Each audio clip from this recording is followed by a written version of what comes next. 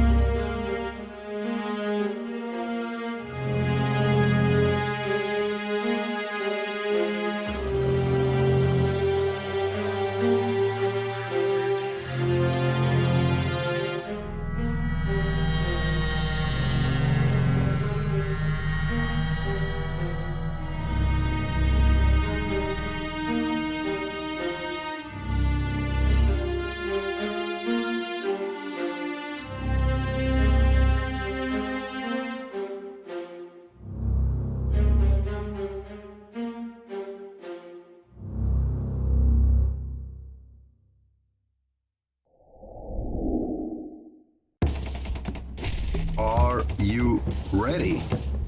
Call your mama, call your papa, call your friends. The festivities are about to begin. Boom!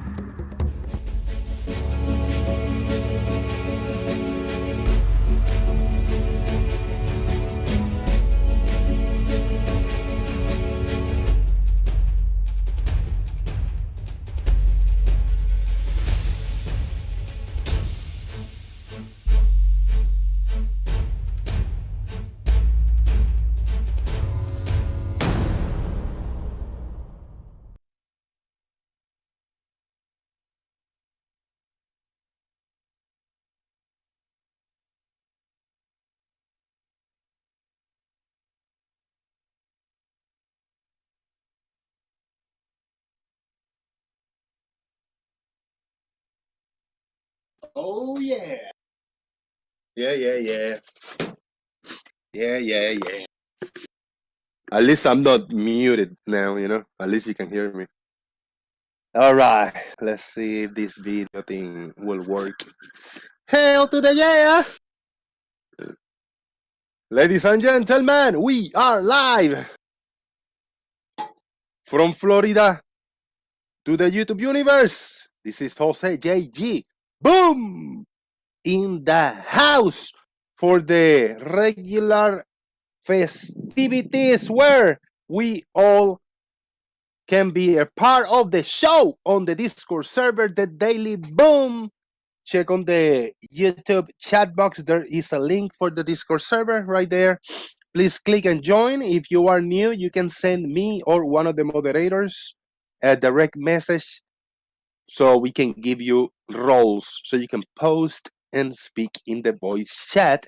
And you can actually go directly to the spam room, hashtag spam, and you can type there and request roles. If you are already part of the Discord server Daily Boom, thank you very much for being there. Please don't hesitate in, but I encourage you to watch the show or to keep the watch page open on YouTube so you can see the chat box, pop the chat open, and then you can come in also and keep an eye on the Daily Boom uncensored chat box because it is easier for me to pull links out of the Discord server. So if you got links or images, you can share images over here for the discussion that you would like to share. Please come over and share. And if you got some good memes or good gifs, share them on the Daily Boom, and we will share those to the audience. I'm just gonna leave the camera on for a few minutes, and we're gonna go to screen share directly. So this is the part where you guys jump in the chat box and talk to me, talk with me, talk to the audience, talk with the audience, and we'll call out the flat earthers, the glow skeptic, the reality deniers to come in and back up any of their claims. They say the earth is not a globe. Back up your claim. If you say the earth is flat, back up your claim. Bring evidence. Present something. I'm fucking sick and tired of you telling me earth is not a globe. And this thing don't work in the globe. The globe say this, but it's not that. The globe. Why in the fuck you, flat earther? Keep talking about the globe. Aren't you supposed to talk about the fucking flat earth?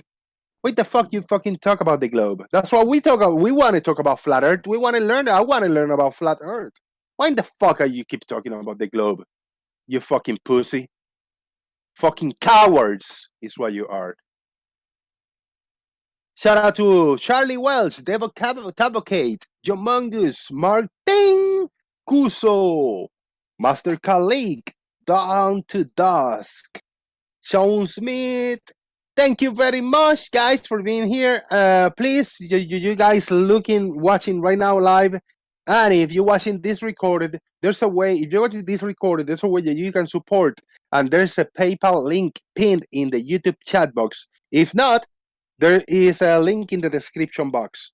And you guys can also support me watching live, and you can hit me up on Super Chat. Super Chat and PayPals will be ready in the moment, and they will be pay attention to, and they will be addressed. This is not the early Frog Derp, the early Derp show. This is the boom when your voice will be heard if you dare. if you dare. It's nothing to be afraid of. We aren't gonna bite. Arwin, jump on! Arwin is afraid. Arwin's been here a few times, but he haven't been on in a few months. Since the last time he went off at me in the chat box and he blocked me. Oh well, it is what it is. He's a fucking coward. Shout out to the squeaky earth. Shout out to the frogs. Mademoiselle, mabit. We got baby frog. Mabit. Mama frog. Mabit. Lazy eye frog. Mabit. And this frog wah, wah, doesn't know how to speak. Headphones warning. 3, 2, 1.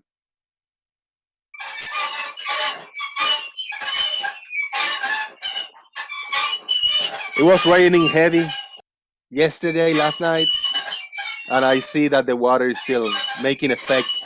It doesn't sound too crisp today, but it's because the water lubricated it a little bit. Oh well, it is what it is. Shout out to the squeaky earth. We got the rumbly earth over here. This one rumbles. And we got tiny earth over here. Then we have this earth right here.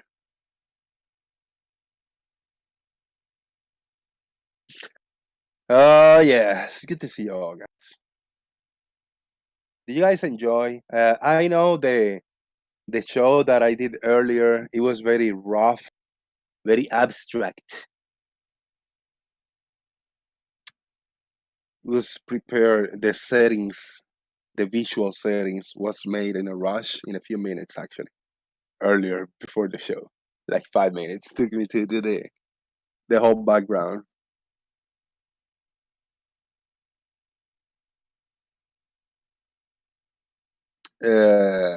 Arwin blocked Theo Devils. How dare he? Guess he didn't like how bad I made Sleepy look. What do you make Sleepy look in the one server, the whatever conversation that was on that's uploaded in the interwebs? I guess I'm not sure. I'm a little bit lost.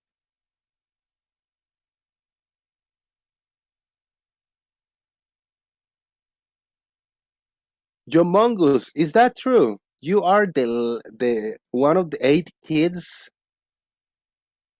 Damn, if that's true, shout out to your moms, man. Your mom.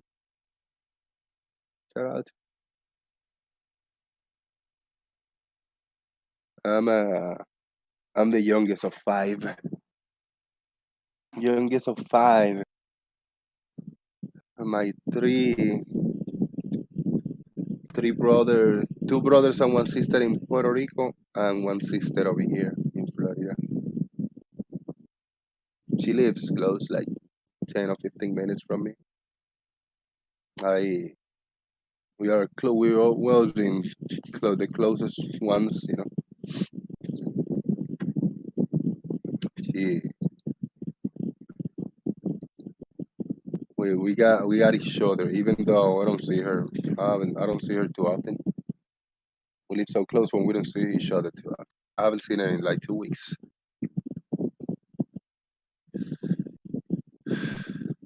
I think the show this morning was much more entertaining than watching Flutter Early Bird.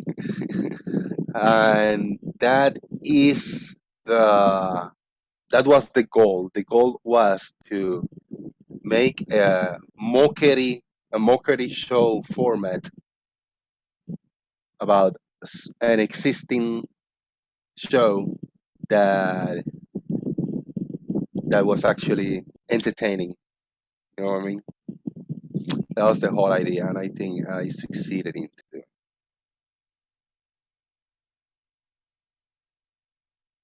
All right, we're gonna screen share. We're gonna start sharing some images and stuff. Please join the Discord server. Don't leave me alone. Show alone in the mornings. The early derp frog. The early derp frog is for me to be alone. Don't leave me alone in these afternoon shows. Not my cup of tea. Let me screen share. Oh,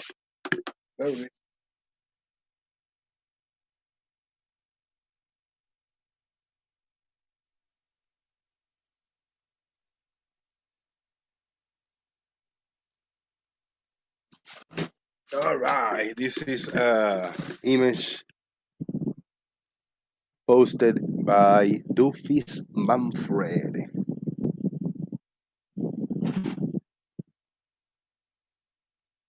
Because a request for memes was made, so this will show up eventually. It's just showing up right now. Good to see you, Devil's Advocate. Good to see you, Tusk. Lubo in China. Fred Bailey. Tusk. Tusk. I'm gonna read what Tusk typed. Jose took his shirt off and started slapping himself in front of his neighbors. It was strange.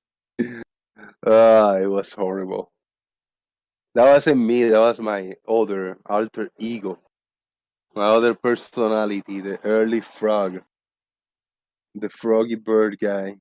The froggy early whatever it is you want to call it. Do you live in China, Lubo? Are you in China actually?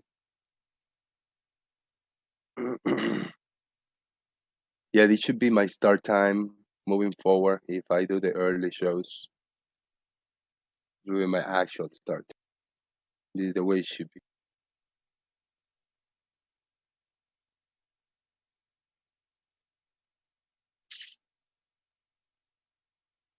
Aaron probably eats dinner food at breakfast. Is that true? You live in China, okay? Guys, you gotta share links for me to share with you. You kind of like Frogwin. Pretty sure Jose does that daily. He just go. We just got to see it today. Jamungus, you're not wrong, man. Take my shirt off, slapping my chest, showing my nipples to the neighbors every day, man. I do that. You just got to see the real me in the computer. That's what I do in the computer. I wake up in the morning, I sit down, and I just talk to nobody. But you get to see me go live today and share that experience with you. How about that? We got Shaik in the house. Shaik, hello. What's up, man? Jose, it's a bit early, isn't it? Well, it's a bit earlier, yeah, than usual. Yep. Not too bad. Yep. No, I went live earlier, like early today. You missed that?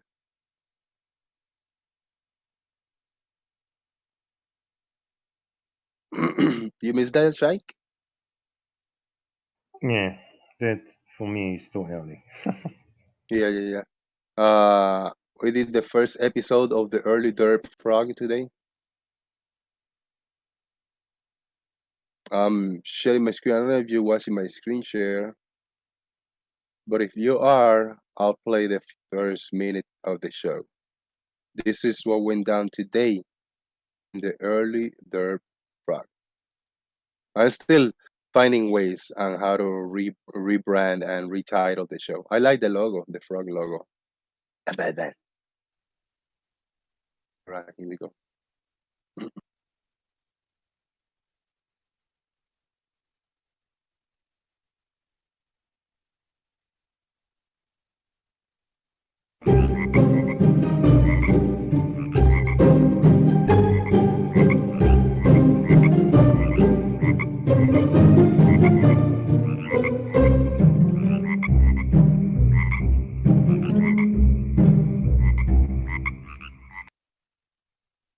How about that intro, man? That's a hot intro. Now for the actual show. See? Go a little bit. Address. Jose, you are smoking as ever. She, she's looking at me. See? Didn't know how to She's act looking at me. around the neighbors because Maybe if I put this on, she won't recognize me. I never let people see me. Okay, I'm she almost went. always hiding in the room.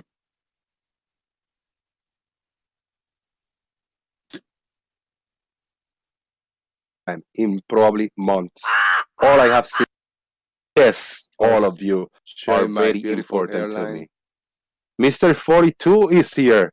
After the word important, Mr. 42 just showed up.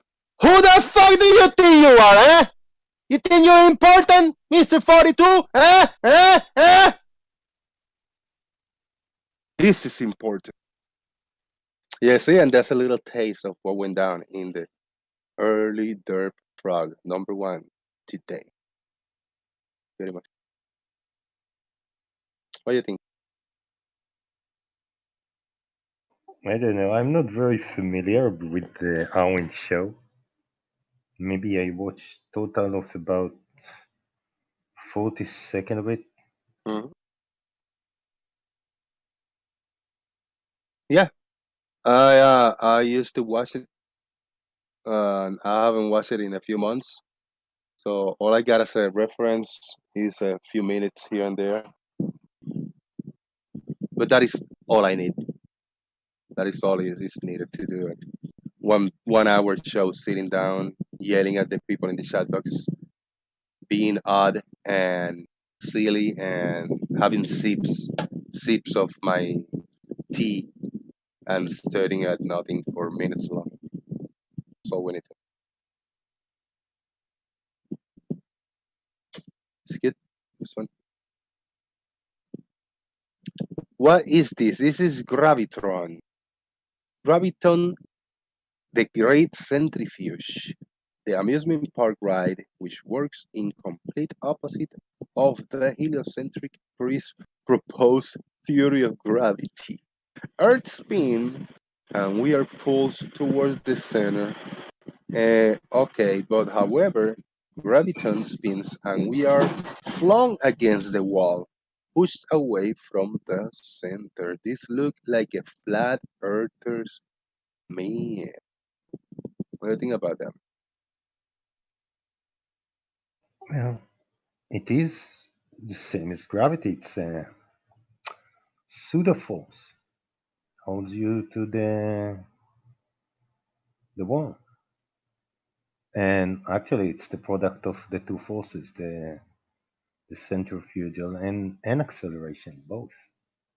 You wouldn't be able to stand 90 degrees to gravity. It's not possible.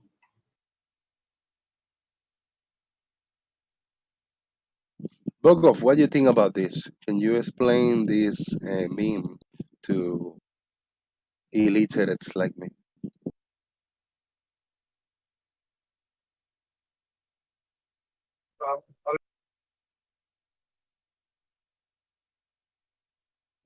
Oh, Can you hear me?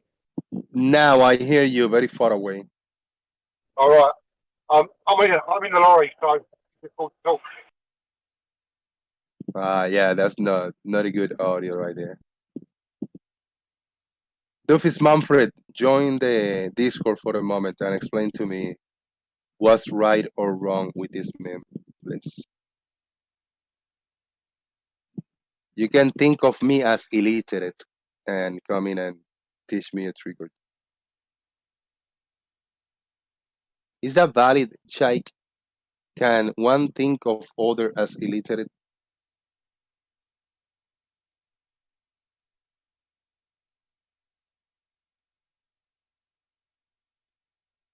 How is that working against gravity? Centrifugal force. It's got nothing to do with it.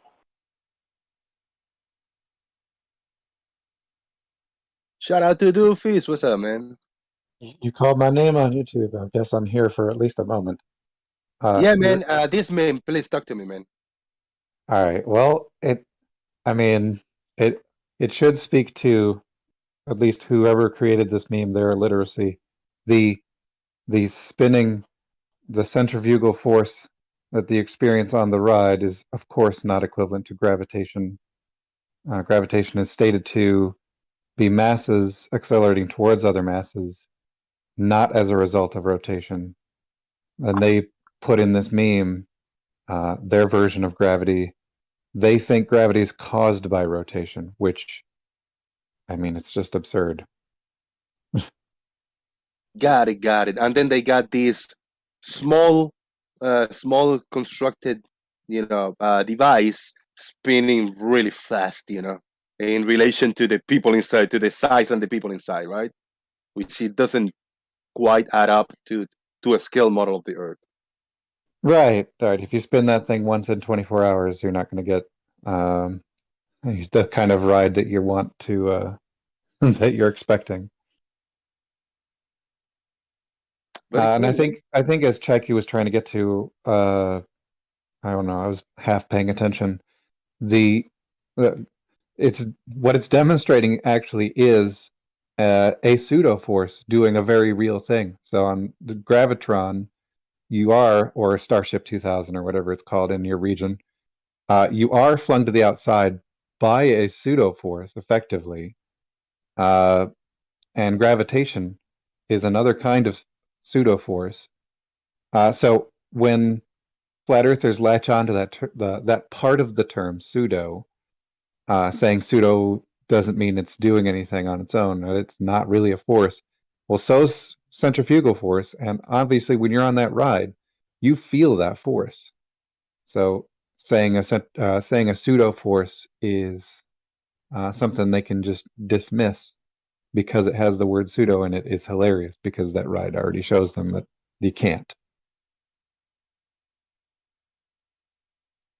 Excellent to hear you, man, explaining that stuff.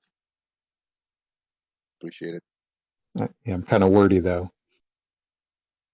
it. Shout out to Farmers Boy. What's up, man? Hey, Jose, how's it going? All is good, all is good. You guys missed the early derp frog. I saw your frog, but I missed your early show because I was busy at work. Right.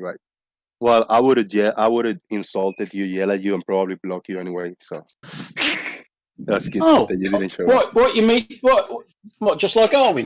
Well, that's fair enough, Yes, that's what I did. I didn't block anybody. I mean, I made make believe block people, but I didn't really block them. But I had to yell at some people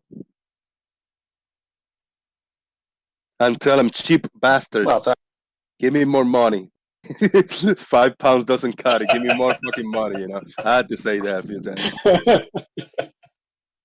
yeah, that's fair enough. Yeah, it was funny. It's Oh, funny dear. to play that. I will. As I do it more and more, I will try to update it and upgrade it and make it better. You know, it's gonna be good. Yeah. Test run today, super easy, barely an inconvenience. Oh, yeah. Very cool. Now the essence of flirt. To believe something because someone who told you not to believe anything you are told you to, and you believe them. Wow, that's a mouthful.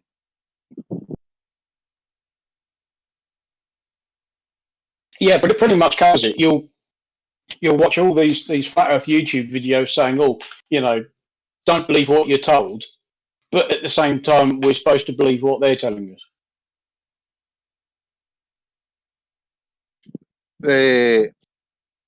You're interested in this one image? Chris Berry is here on the gravitron one. What do you think about that? Give us your thoughts. I mean, I don't know. I don't really have any thoughts, but I do have a question. I mean, well, it's essentially saying, yeah, there's a force or pseudo force outward. Otherwise, what's flinging you out against the wall?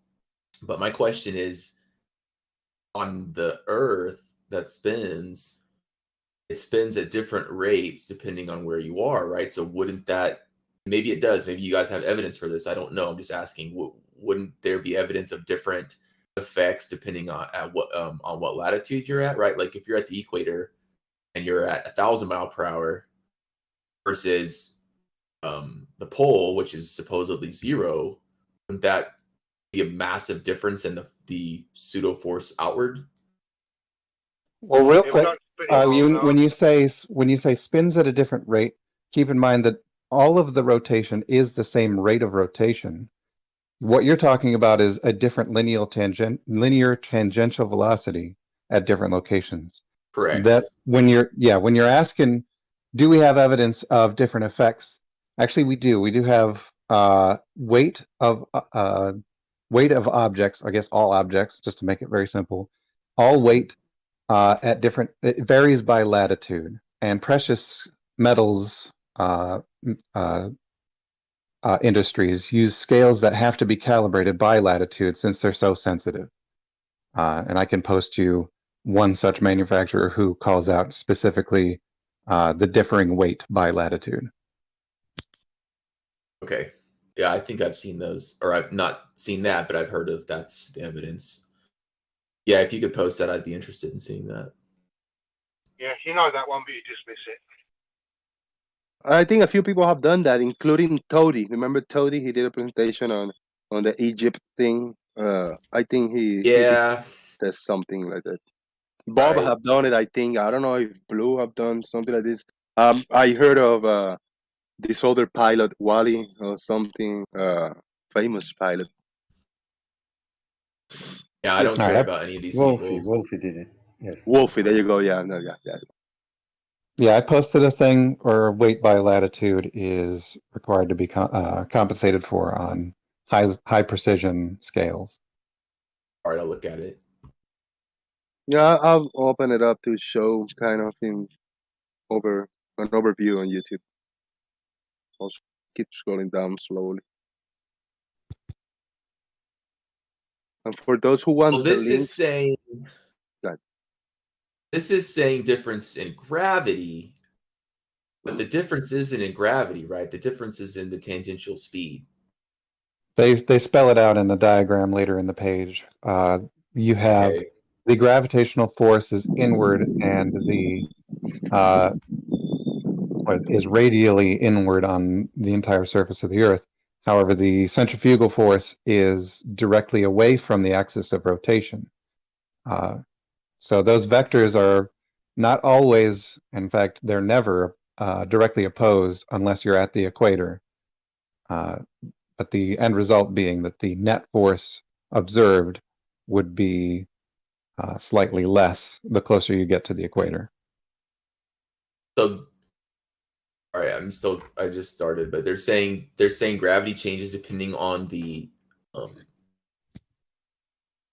why does gravity change? Right. Hold on, because I just finished explaining. They spell this out more clearly in the diagram. The Well, I'm asking gravitation. you. Yes, but what I just finished saying was the gravitation is going inward toward the center of the Earth, and that the centrifugal force is out away from the axis of rotation, and the net force is going to be less as you get closer to the equator. That doesn't necessarily mean gravitation itself is less, but that the net force is less. Oh, okay. I see. That's Is confusing. this the diagram They're on making screen? it sound like gravity's changing. Is this the diagram on screen I got right now? So actually, it's a good question. Let me see. Yeah, that one. It's actually a good question. How do they know that it's not gravity changing depending on where you are versus the tangential speed of the Earth? Because rotation of the Earth has been measured. Where has it been measured?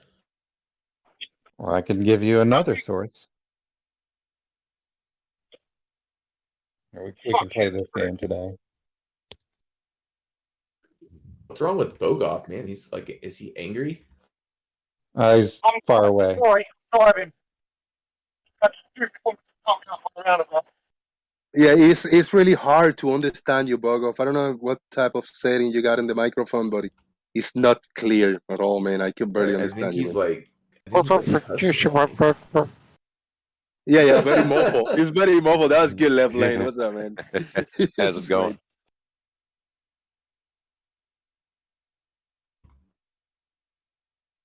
All right.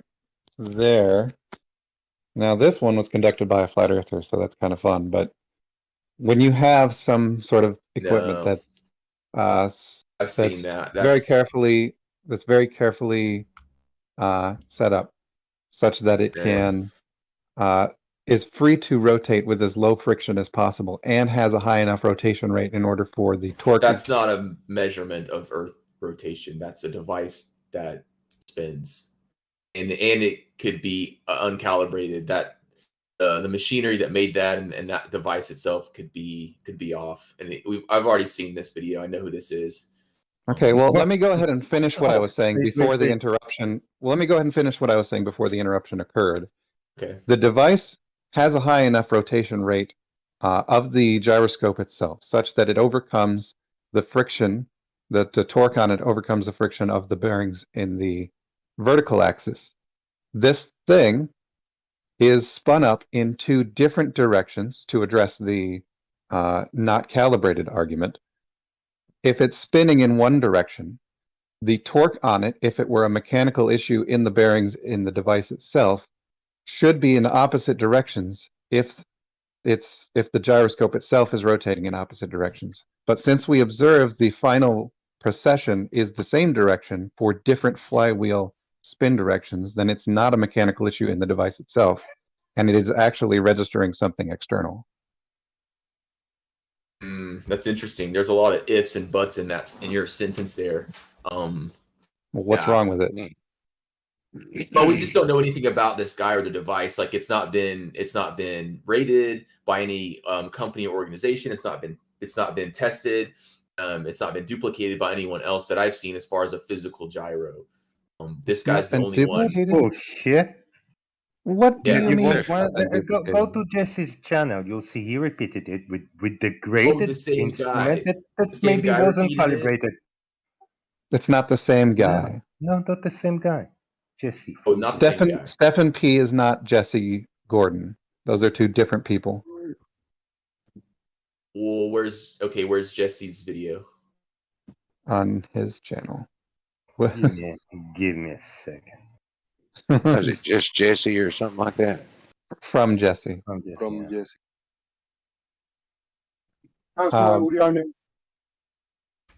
But what's interesting about the flywheel spinning in different directions, having the same precession regardless of the direction the flywheel is spinning, what's wrong with that part? If he shows you that the flywheel is spinning in two different directions, but he gets the same direction of precession, what's the explanation there, Chris?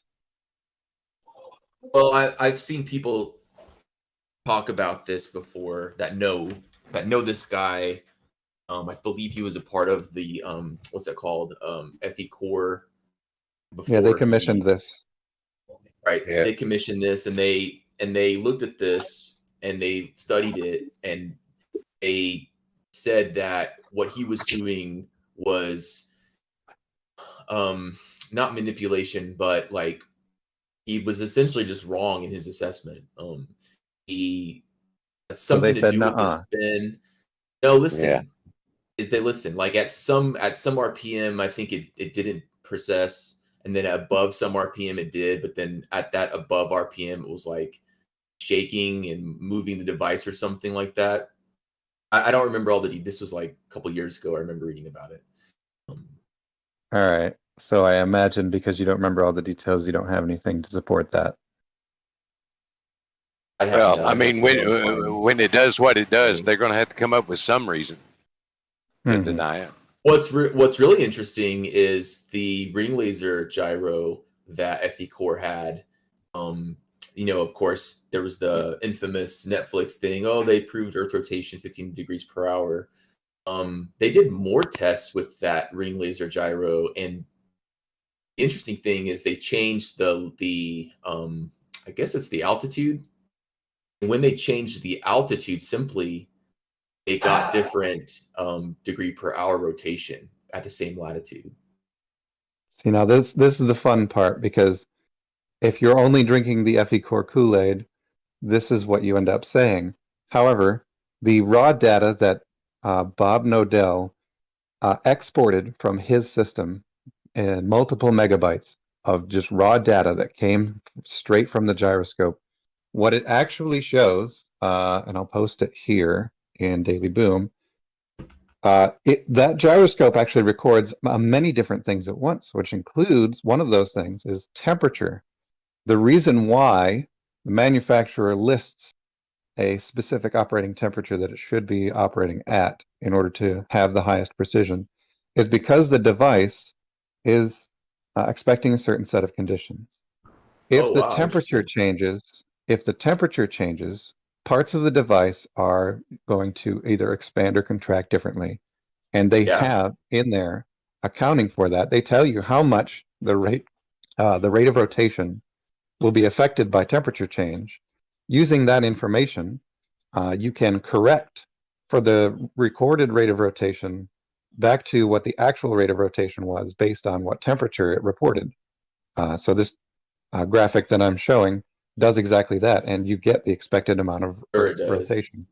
I'm sure it does. It's interesting that you all, when you need to apply external factors to things, to say, oh, well, it didn't get the right rate because of external factors. When you're talking about the physical gyro, and I say, oh, there's external factors, you say, no, there are no external factors. It's purely, that's it. It is what it is. You get what you get, right? So we all know that metals and alloys and everything that that device is made out of expand and contract in those conditions. So did they take temperature checks when they did their gyro experiments?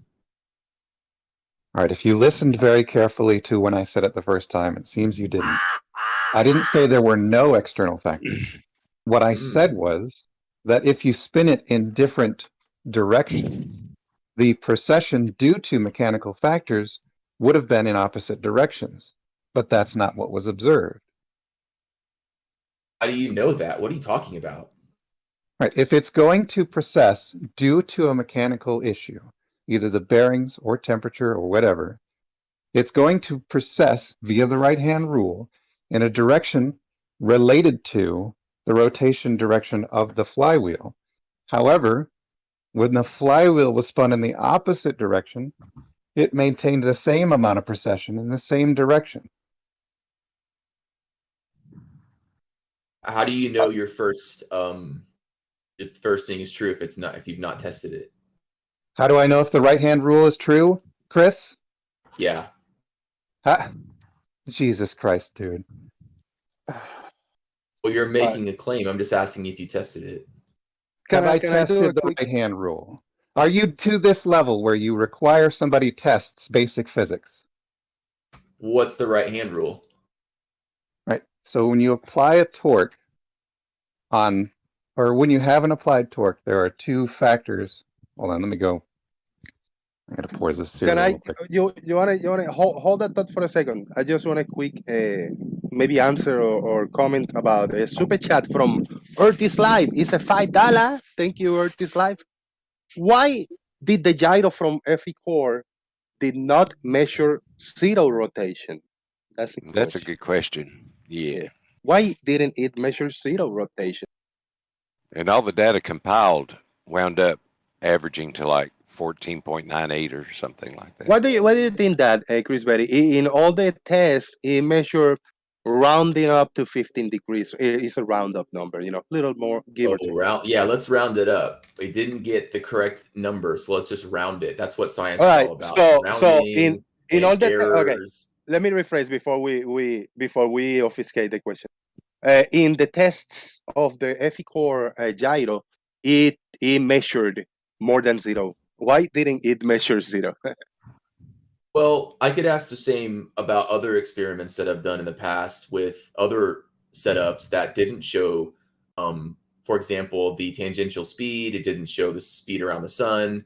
All of those, there's never been a test that I've seen or come across, whether it's, I can't remember all the famous ones that have been named. I've never seen one that's shown 100% accurate results of what they say all those supposed speeds are, which you think would be very easy to do.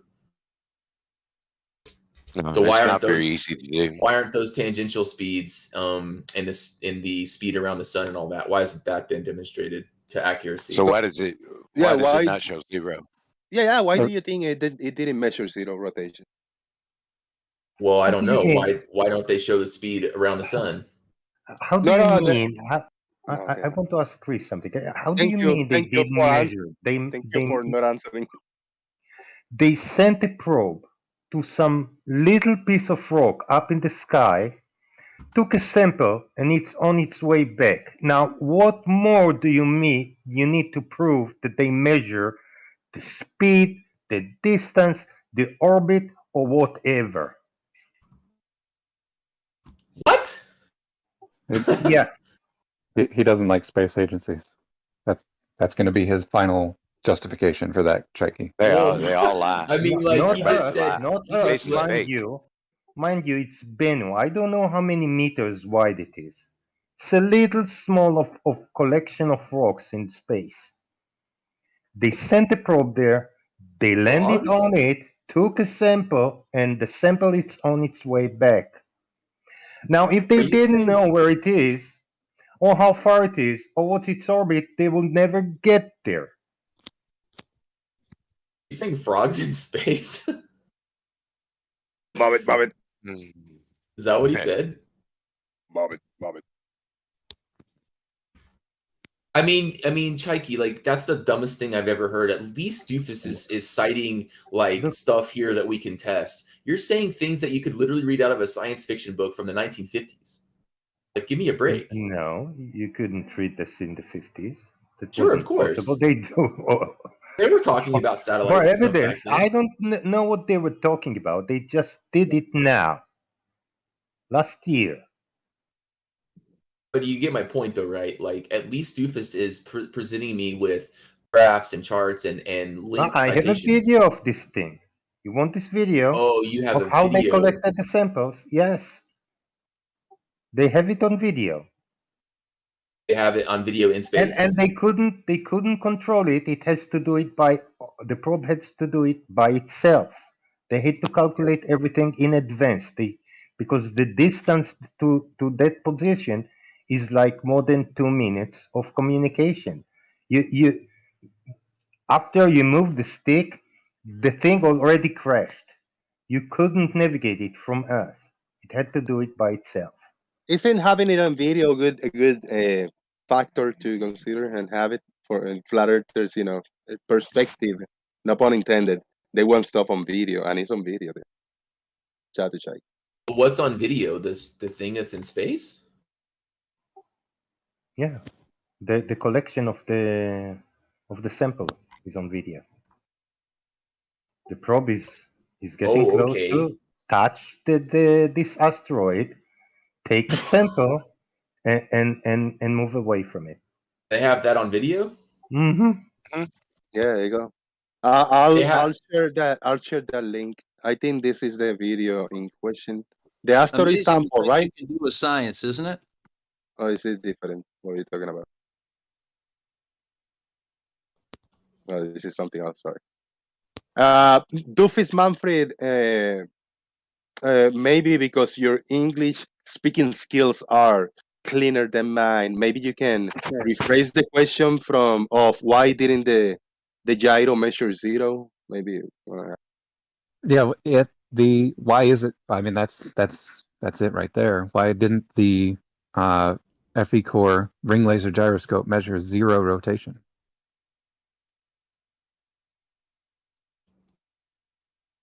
Well, fiber optic gyroscope, technically, in this case. And that's fog. It's not frog. It's fog. Well, if you believe that the stars are rotating around us, they're saying that's picking up that rotation. All right, but how? Well,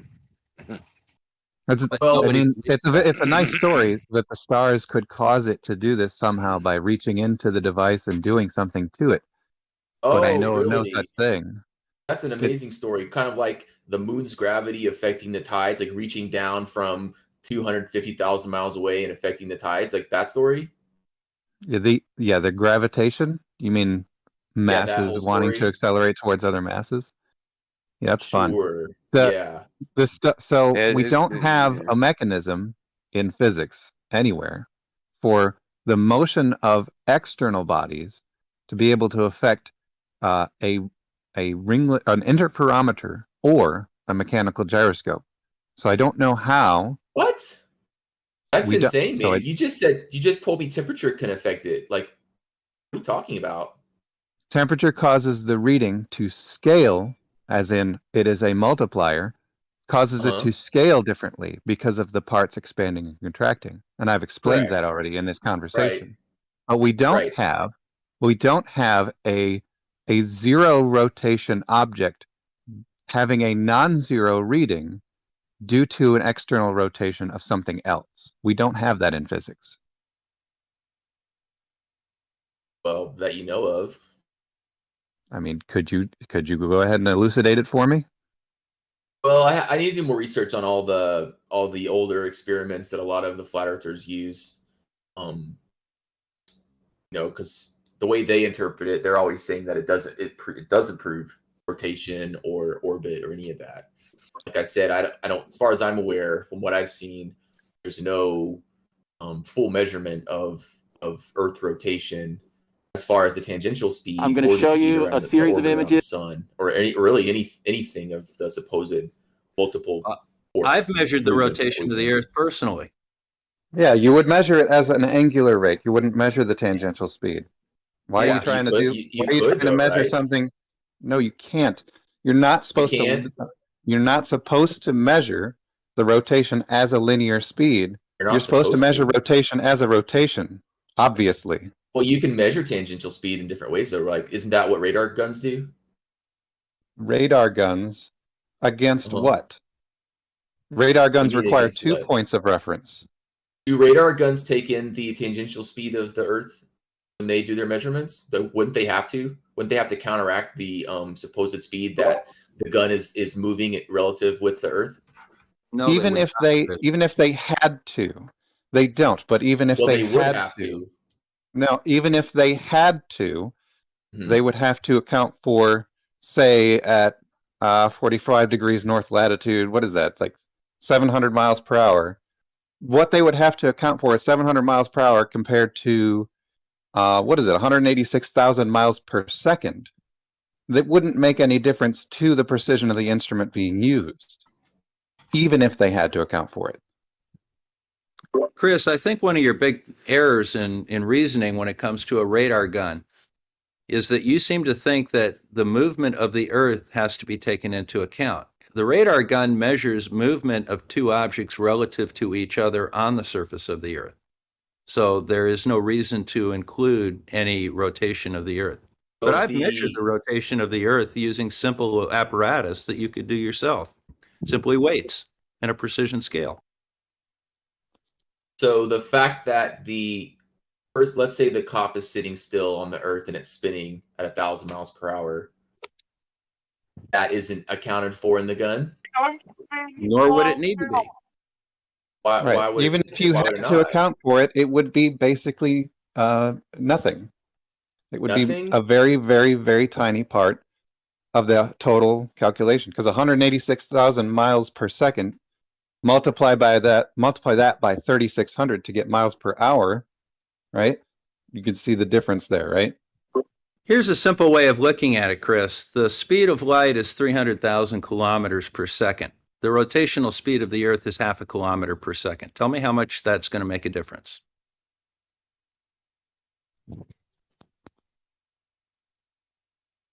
I'm waiting, Chris.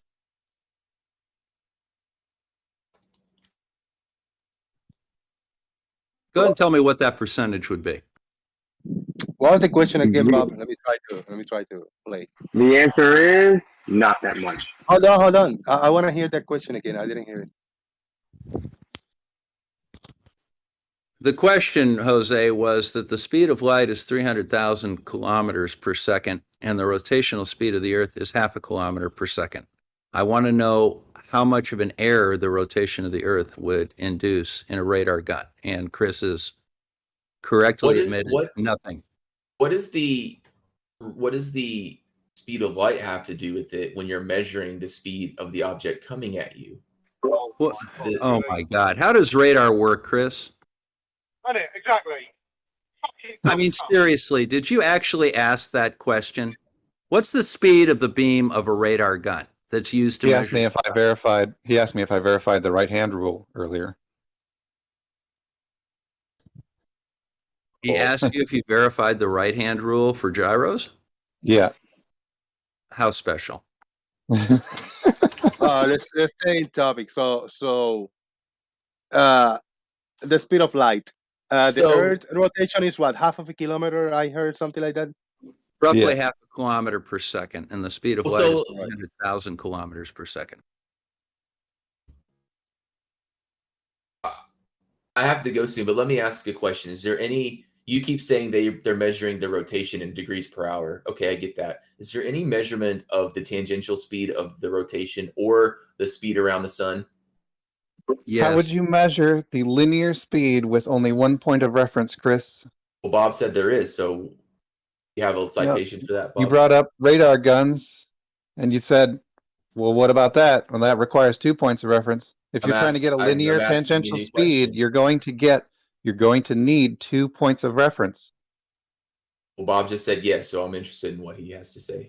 Yeah, you measured the Yeah, it's angular called rate. changes in weights by latitude. Oh, yeah, that And works too. You can calculate Okay. that as well. Has there been any actual measurement done via Yes. interferometer, radar, laser, whatever, about that shows the accurate tangential speed? Yes, I measured it with a scale personally, and there's a whole video on it. Oh my god!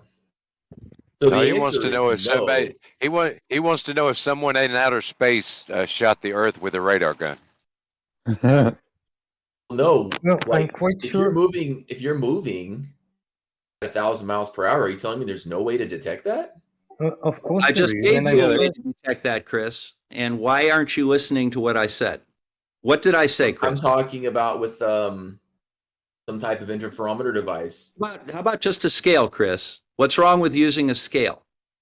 Well, scale is not telling you anything. Even if Sure it weight is. changes, it's not telling you why. Sure No, it it's is. not. Don't say it's not telling you anything. Obviously, it's telling you something. Well, Yeah, but if you there's no if you know the cause. size, well, if you know the size of the object and its rotational rate, I guess you could calculate the tangential speed from that, right? Yeah, Yep. that would be perfectly valid. And there's at least 5 different ways to calculate the radius of the Earth, and they all come back to the same number. So, how do you explain that? Is this image accurate? The speed of light, 7.5 orbits per second at a surface. If rotate around the Earth, roughly around the equator, is 7.5 orbits per second. Wow, at the speed of light. Huh? So, Chris, there's at least 5 different ways that I can think of off the top of my head to determine the radius of the Earth, and we can look at the change in weights and use that to determine the rotational speed of the Earth for centrifugal force. So, that's a pretty bad piece of evidence for your side. Okay, Bob. Yeah, that math checks out, The Jose. answer, Nice. so the Great. answer is there's no measurement outside of using weights done to get the tangential speed. Is that what I'm hearing? Chris, listen, bullshit.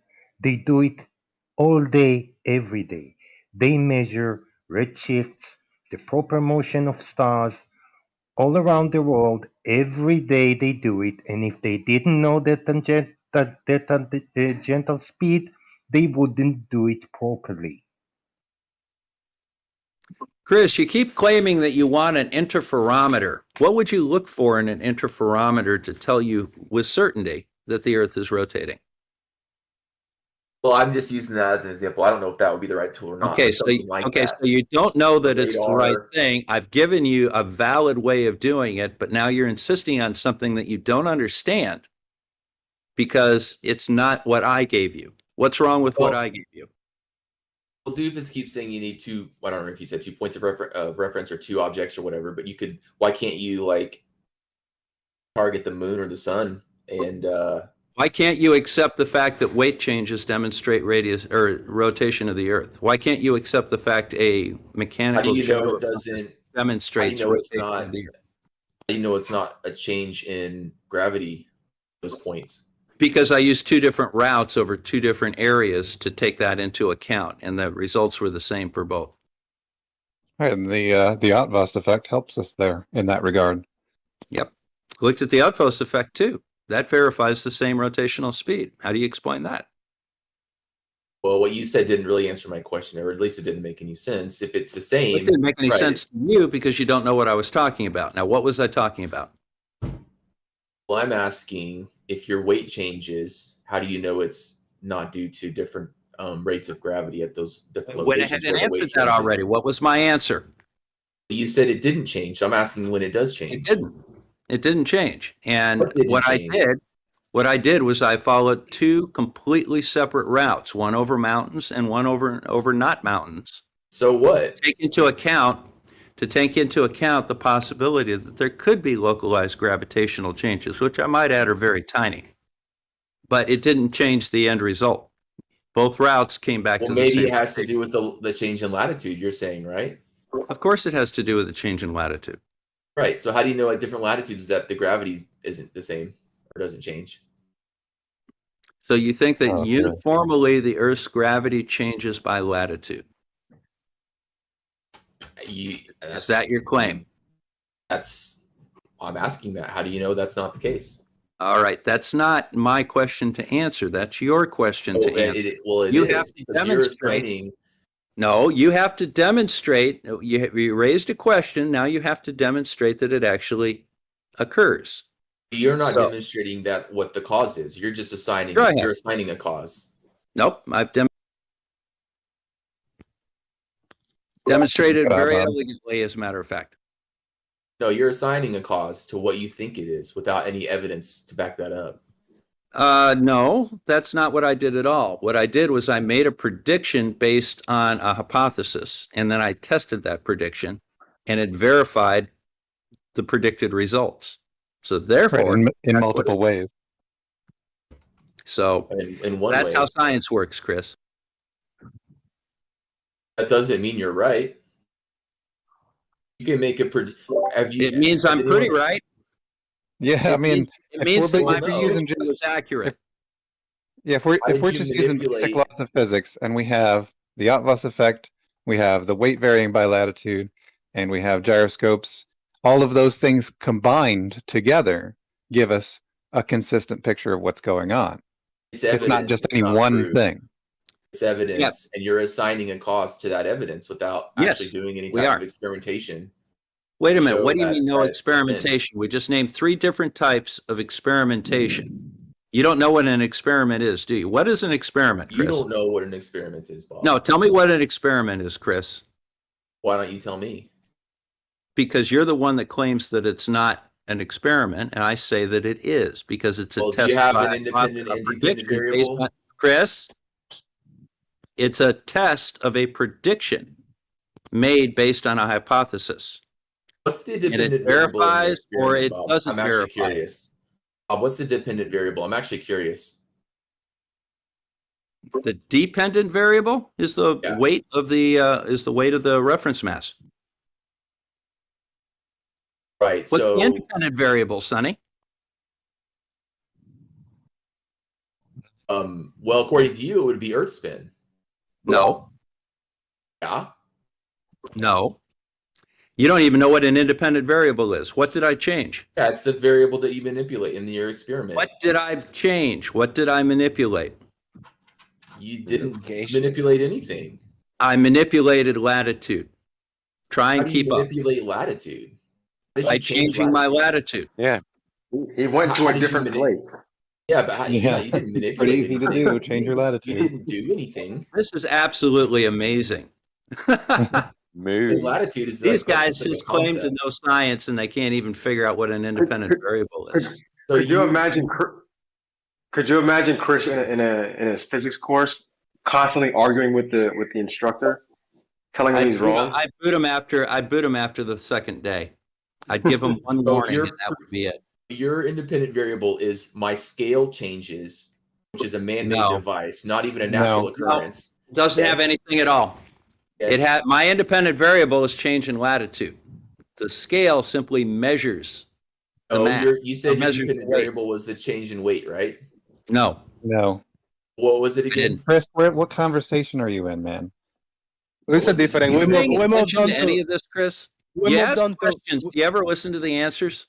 Yeah, we have moved Well, on repeat to it for Chris. me. Berry wanna find out about the scientific method, and he wants to play. And who wants to play with Chris about dependent and independent variable, please say me and step into the arena Well, and I'm talking have with at it. Bob about it. I'm talking with Bob already. Yeah, but I'm not going to entertain your crap anymore. I've Well, already well, answered no, it, and you what haven't was the been able to dependent figure variable? out the answer. So What was you it? can't Just repeat it comprehend for the me. answer. So I'm not going any Repeat further it. with you.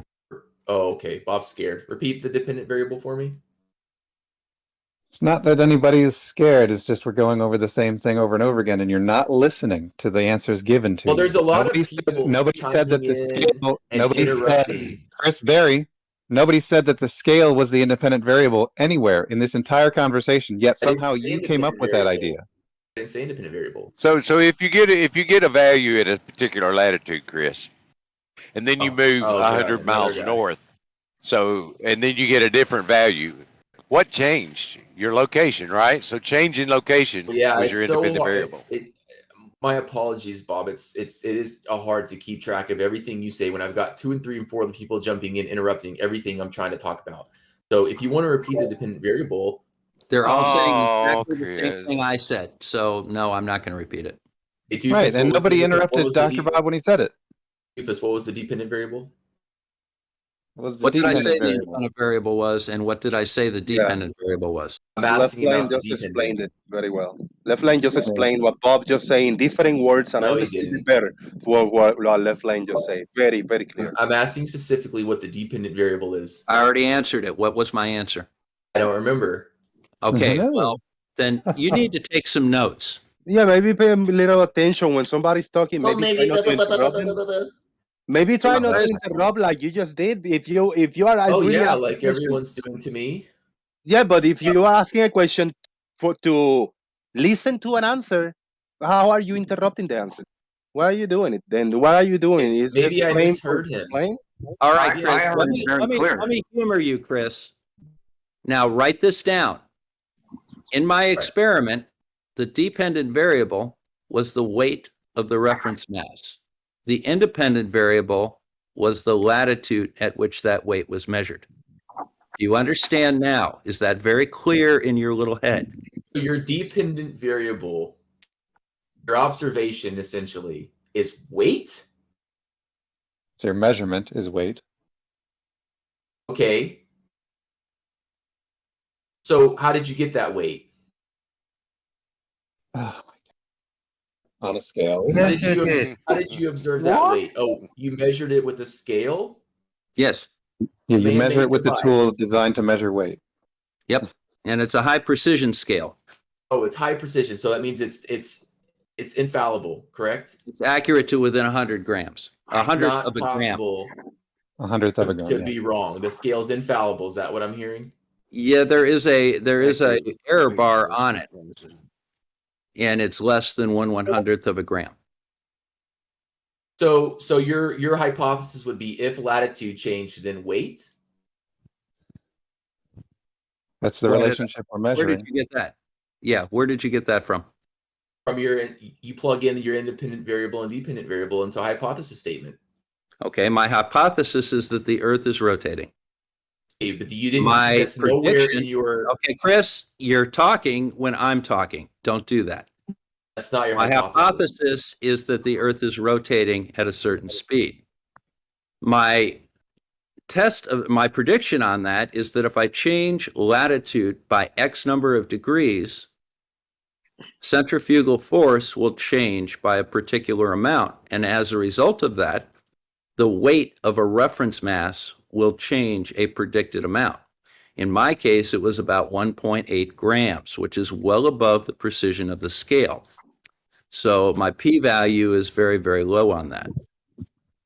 And as a result of that, when I measure the actual weight in the real world, it matches my prediction of what the weight should be based on latitude. So that verifies my hypothesis. You know what would be a great way to verify this, Chris? Is if you actually did it yourself, like Bob did. Yeah, I did it. Do you ever travel, Chris? Not really.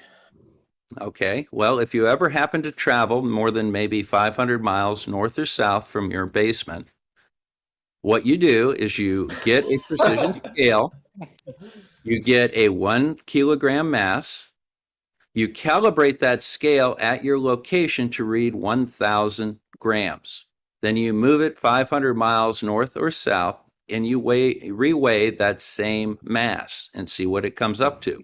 If you move north, it's going to weigh more. If you move south, it's going to weigh less. And I did it both north and south to verify it. Do you have any control variables? Such as what? Ooh.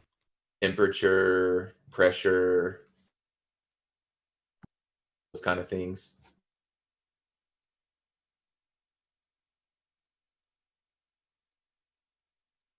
Hello? We're here. Let me take 30 seconds to say thank you everybody for watching. We got 50 people rounding it up watching. Thank you very much everybody. Only 23 likes. Please hit the thumbs up. It's been a good show, back and forth. Just a little bit of diverse panel. So shout out to Chris. Thank you for bringing the opposite No view. I worries. appreciate it. No worries. I gotta go to a work meeting, but it was fun. Next time, Bob, you might want to introduce some control variables, temperature, pressure, probably some other things I haven't thought of. Those could impact your test. Take care. By how much? How much do you think? Hey, Gun. Remember, Chris might listen to this. It's like right when he left. Remember that this is a channel for entertainment. We come here to hang out and have a little bit of fun, and we learn in the process of having fun. We try to learn a little bit, but in order to learn a little something, we have to humble ourselves sometimes and don't be too much of two assholes. Don't be such a big assholes. We gotta be cool. We gotta play nice. We have to keep it dynamic, keep it entertaining, but we have to to learn how to listen and take turns too. So hey, it is what it is. Everybody's welcome. So anybody else? I heard Lemon Bird summoning on the chat box earlier. I heard Brian Leake summoning. I heard a lot of people being summoned. So anybody that want to join, please come in. Go ahead, guys. Well, Yeah, Jose, here's the bottom line that I have. He can object to the fact that the weight is painted red or blue, but if he does object to the fact of the color of the paint, he has to tell me what difference that color would make before I'll answer it. And I think that's fair. Right. It's essentially another way to claim this could affect it, but not describing how. Because as you mentioned, temperature and pressure. Yeah, if he won't describe how it will affect it or by how much he expects it to affect it, and then maybe give an example of an experiment he did to test that effect, I'm not interested in what he has to say about it. Yeah, no. That's because he's just trying to divert you away from the discussion because he realizes he's already made it. We had Earth is Life had a comment, and then Big Blue after Earth is Life. No, I was just gonna say I had a conversation with Brian over on Geos yesterday, and after that long demonstration I did, or that discussion we had on your show, Jose, he's still back to the same thing, claiming that I'm lying about the footage. Oh, right, about that footage on the 24-hour sun. That's crazy. Yeah. And you're surprised? No, I'm not surprised. Let's hear Blue Marble Science thoughts on what the short interaction with Chris. Oh, I just got in on the very tail end of it. Bob, did you weigh that? Did you make those measurements at about the same ambient temperature each time? Yep. Did you? It was summer and the temperature was actually pretty consistent throughout the entire thing. As I might add, was the humidity. The only thing that varied slightly was that my altitude, my elevation, I should say, in Michigan is around 800 feet. Right. I went up to your elevation in Knoxville at 1,400 or 1,600 feet. I forgot which one it was. And then I went down to 70 feet above sea level in Florida. Yeah. It actually goes against it would affect your test the opposite direction. Mm-hmm. it weighed more in Michigan where the elevation was higher than in Florida. Correct. Which is backwards to the Absolutely. way it should have gone. And you know, I went to your location, which had elevation, and then on the way back, I came the western route, which didn't have that same elevation. I was down around 300-400 feet there, and the results were all the same. So the only other thing I could think of would be a change in barometric pressure, which would affect the buoyancy a little bit. But that effect is so damn minor. I think it's easily ignored. I don't believe you could ever. I mean, the results you got were way outside anything buoyancy could possibly do. Yeah.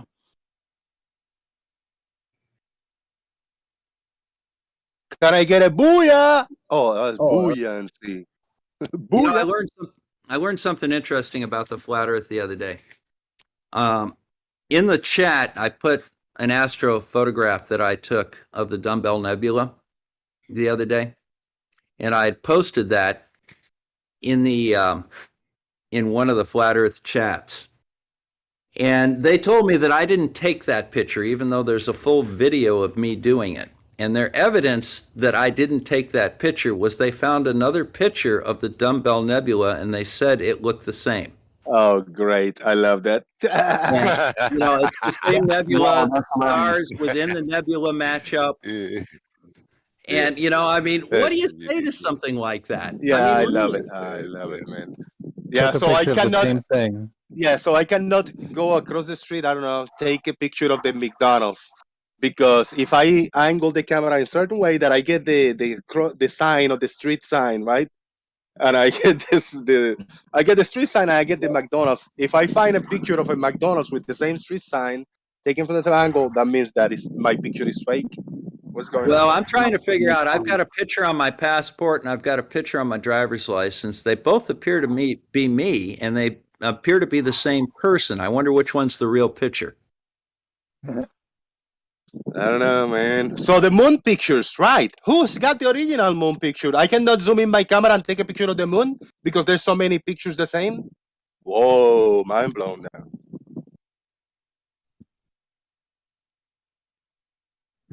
Things starting to make sense, Bob. The moon is fake because because I take a picture of the moon, and if you find a picture either identical to my picture on the interwebs, therefore mine is fake. There you go. Moon debunked. Yeah, Dr. Bob, that sounds like an argument from a guy who goes by WhatsApp, who makes that kind of argument. If you took a picture of something in the sky that somebody else has also taken a picture of, that suddenly you didn't take your picture. Well, here's another example of that. This is the Eagle Nebula, and if you look in the center of the frame, you'll see the pillars of creation. I think we've seen that from the Hubble before, and I took that one personally from my backyard. So I wonder which one's real. I wonder if the stars match up. Freaking amazing. That's amazing to me. Absolutely. Jose, you mentioned earlier about keeping your cool and whatnot. I guess the only time I ever have an issue with keeping your cool is when the other party is exhibiting tactics within the conversation that are clearly tactics, that are actually very clearly dishonest tactics employed. Like when Chris Berry asked me if I verified the right-hand rule. I mean, what am I supposed to do? Yeah, I totally understand. Well, yeah. Well, did you? If you verify the right, how do you do that? Oh my God. So, God. Well, I can verify the right-hand rule. When I gun my engine to take off, I, for some reason, have to kind of turn to the right a little bit to stay on the runway. Yeah, step on that right rudder. Damn right rudder, Howard. Right rudder, Howard. Right rudder. Right, I've heard that 1,000 times.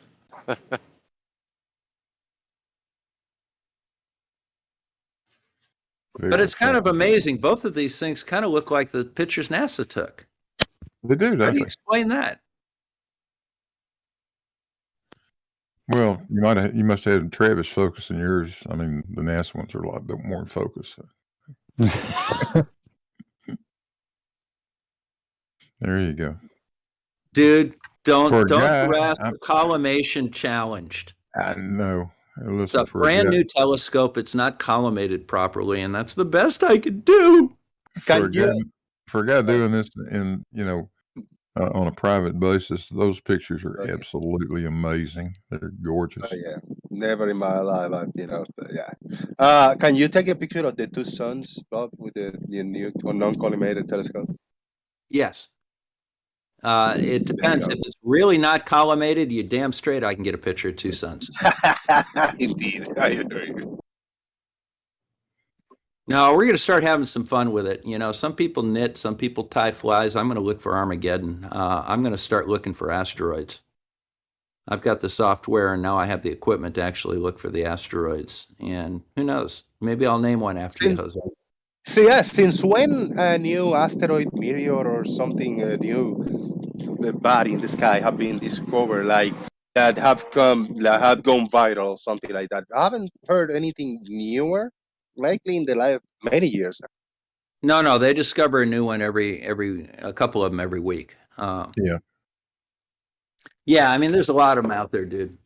You take 3 hours worth of pictures of a spot on the sky, and then you use software to find things that are moving.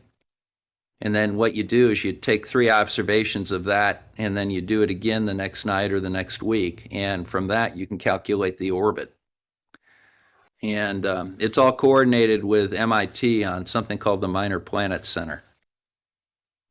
So you send the Keplerian elements in, and the software calculates the orbit for you.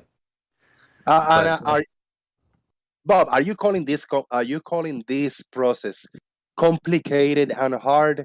Go back 100 and 200 years, people looking telescopes and discovering shit in the sky, raw just by seeing shit over there, right? No, they did the same thing back then. They used the same math, and they did the same thing. The only difference is instead of having your computer guide the scope, they had a graduate student with a set of crosshairs on a star all night long. And then the other thing is they'd take photographic plates, and then what they would do is they would compare the plates to each other and find things that were moving.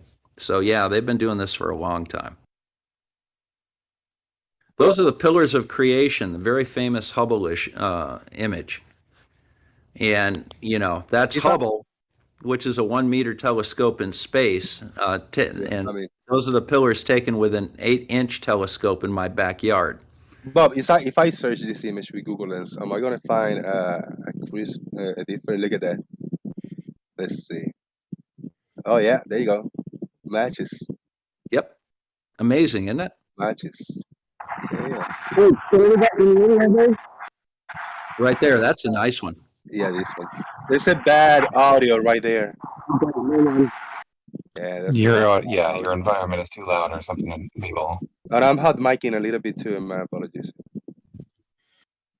Let me see if I can. See, that was with a 14-inch telescope. Mine's an 8-inch. It's just over a quarter of the power of that one. Yeah, look at that. Yeah, it's a little better, but it's not that much better. Yeah, no, it's not that much better, is it? And that, processing, it's a little too red. I'm not real happy with that. I'm going to re-image it. But that's not bad. Yeah, not bad. And I see that big star. 3 things I looked. This star right here and these 2 little stars right here. And what do we have? Boom, big star, the 2 little stars. I mean, it's more detailed in this one. It's more bigger, better, whatever. Let's go. But not bad at all. Yeah, very, very close. There's 3 stars there, as you can see. Yeah, 3 little ones there at the bottom. Yep. Well, there's 3 up there above it too, but they show up better in that. Yeah, there you go. Very cool, man. And in this arm also, like 1, 2, 3 more brighter stars, and we got them right here. The best part about it is I did that live from nothing. That's good. And it's all documented, so no problem. So it's not only a picture; it was done in real time on a video and a live stream. Dude, that's all the requirements to debunk a flat earther or to prove your point. That's perfect. And it looks exactly like the Hubble image. You can pick out all the elements. The Hubble image, of course, is better, because it's a much better telescope than I have. But with no atmosphere. With no atmosphere, but that's not bad. You know, from being in the middle of town, yeah, and being a little too red. Very cool. So, and then how about this one? Let me see if I try. I already had it. If I try this one, search image with Google Lens. Let's see what we got. Mm-hmm. Oh, so many. The Dumbbell Nebula. Eh? There you go. Notice that's rotated a little bit compared to mine. Yeah. So we got this. Yes. They would have likely taken same... it at a different latitude. No, it's just the rotation of the camera is a little different. Is it the same one? You can see the X in the middle of it. Yes. You can see the very faint X in the middle of both of them. And this big bright star right here. Yep. This is your image, and then we got this one. Boom, big bright star, and then the orientation, whatever. Yep. It's rotated a little clockwise. Fucking A. Sorry, no swearing. That's really cool. I don't know what they took that one with.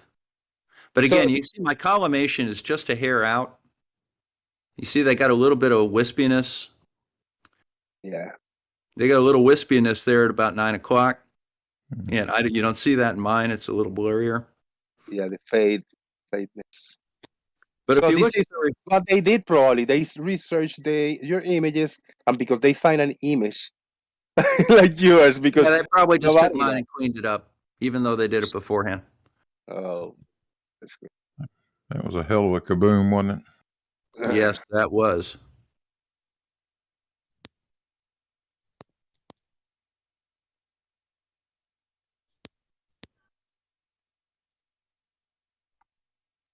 So what is this? This is this big bright star right here in the bottom right in your image, and it's the same image, or the same big bright star in the bottom left, right? I think. Yeah, I think so. Yeah. The angle pointing. I don't know. Yeah, this is it.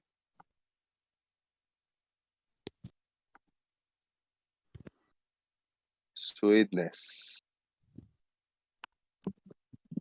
Nice. So why you faking pictures, but I found these pictures on the internet. Find that one? Ooh, look at that. What the hell is that? This one? This is the Andromeda Galaxy. The one in the upper right is M110, and the one just under the Andromeda Galaxy, right at the 6 o'clock above the data, that's M32. That's the shitty one too. That's not the corrected one.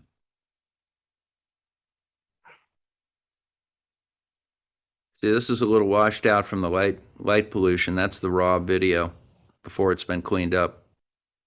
Or the raw image before it got cleaned up. And this is a few galaxies. 3. There's one there, there's the big one, and then there's the small one right there. If it's fuzzy, it's a galaxy. If it's a point, it's a star. But you see the fuzziness there at 6 o'clock? Right there. Yeah, that's M32. That's a galaxy. You know what? There's one thing that I am very proud of. I'm not a analog clocks illiterate, at least. I know where 6 o'clock is, or like, I don't know, 1, 2 o'clock, 9 o'clock, I know about this clock. So at least I'm illiterate in a lot of things, but not in reading a clock with the little hands, I'm good at it.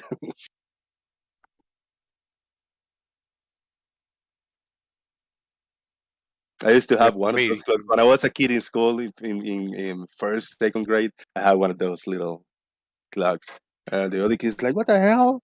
You know how to read that? I go like, hell yeah. I'm very proud. It's always a gift. Could it be a galaxy star? Is there such thing, a term as a galaxy star? Star in a galaxy.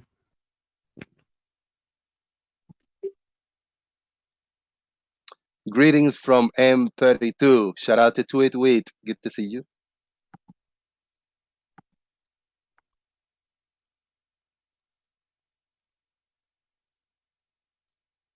Uh-oh. We got a blue ball with a very hot spot. How do you call this? Hang on a second. Yeah, I'll tell you a funny story. I was having a bit of a discussion with Brian Mabbitt this morning, and it centered around whether or not you could feel an aircraft turning. Let's say, you're in level flight in a commercial airliner, and the guy's doing a standard rate turn, and for those guys, that's like a 4-minute turn, right, Bob? Yes, sir. Yeah. So there's absolutely no way you're going to feel it. But anyway, I asked Brian what a turn coordinator was, and he mumbled something about coordination of the rudder, and after he Googled it, rudder and the aileron. So I said, okay, Bob, and then in a standard rate turn or a coordinated turn, what should the ball look like? That's Should what be in the center. Yeah, but that's what And Brian. and your co-pilot's ponytail should be hanging straight down. But that's what Brian showed me. That's what the ball. He posted that? Yes. Oh my God. Okay. I shit you not. Can I read a Chris Berry quote? Sure. Level flight on a ball is impossible. Unquote. Okay, got a quiz time for you guys. Tell me what that is. That is, hold on, please bear with me. I know exactly what it is. This is the alien from the movies. You see the long head. This is the back of the head. Long head. This is the mouth and the extra little mouth coming out. Drawn in a technique. Yeah, drawn in a dot technique that you draw a lot of dots, and the more you draw, got it. That's exactly what that is. That's the Xenomorph Nebula, also known as the Eastern Veil Nebula. Nailed it. No, shout out to the office. Got it. I want to know what caused that. I want to know why that's the way it is. That's part of a big complex of nebula. There's a Veil Nebula coming around the other end, curving the other way, and there's probably a big-ass explosion or a supernova right in the center of it long time ago. Right. There's a shred that went out that way, and then there was a shred that went out the other way that was a lot bigger. Yeah.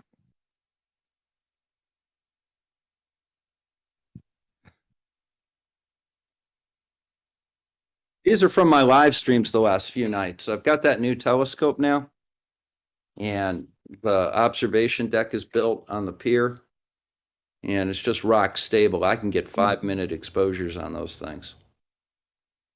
So I'm real pleased with the imaging that's been coming out lately. Plus, I got a new Windows-based computer.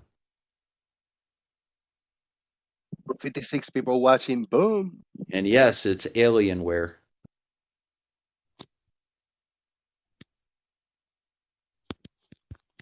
Comes preloaded with all the NASA images.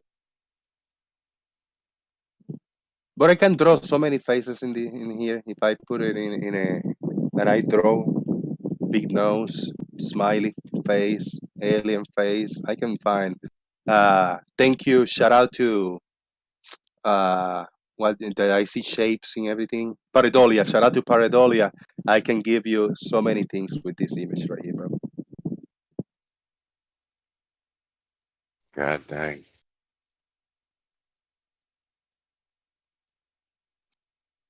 And the quote that I read from Chris Berry, level flight on a ball is impossible.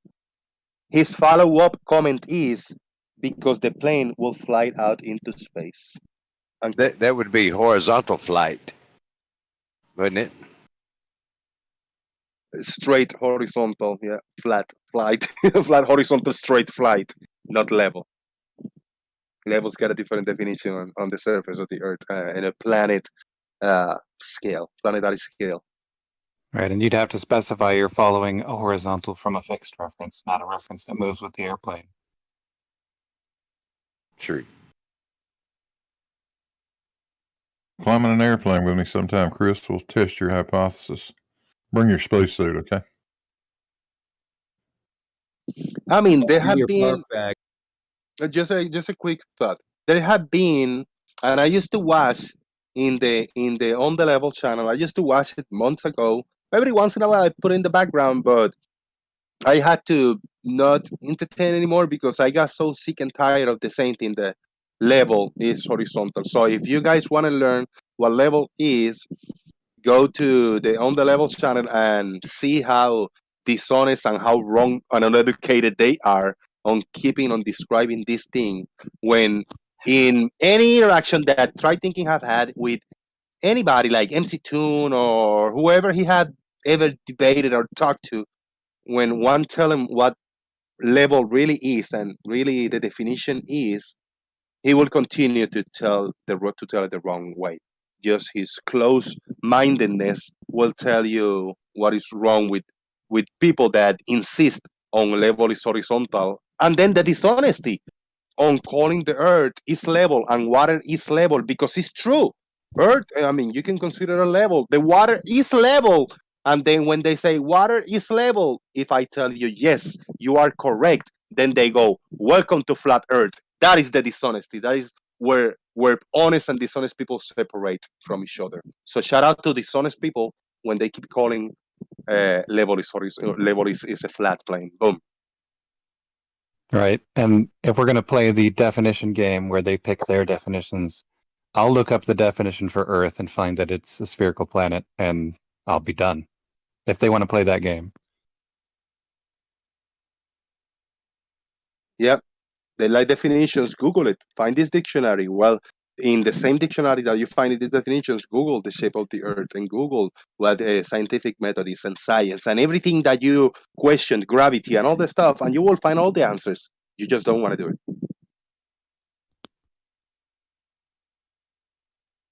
Because you're going to want to grab one definition and one small part of a definition, and then just grab onto it like your life depends on it. Even though there are other 20 definitions more specific for the topic that we're talking about. Right. It's because anything that goes against your belief is wrong. And I broke my oath, my own oath that I haven't mentioned. I mentioned that crew of dishonest assholes of the On the Level crew, and I the oath myself that I'm never gonna mention them. I mentioned them for the first time in what, months, probably. Yeah, it will never happen again. They don't deserve my time or breath.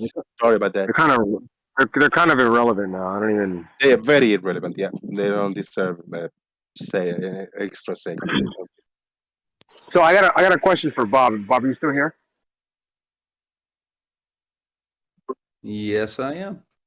Hey, when are you gonna do your moon bounce thing? Next summer.